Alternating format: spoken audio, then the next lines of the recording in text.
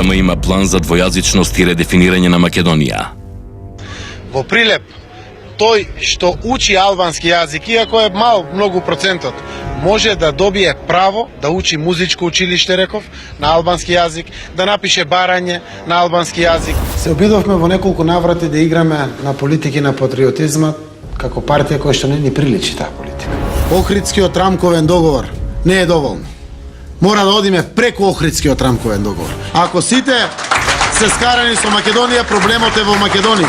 На страна 163, 164 и 188 во програмата на СДСМ стои ветување за двојазичност и вовед во кантонизација, односно редефинирање на државата.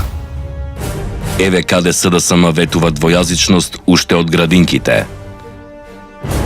Еве каде СДСМ планира пренесување надлежности на институциите од централна на локална власт, што е вовед во кантонизација и редефинирање на државата. После мојот состанок со господин Заев, се залагам за федерализација на Македонија. 11 декември е референдум за тоа во каква Македонија сакаш да живееш.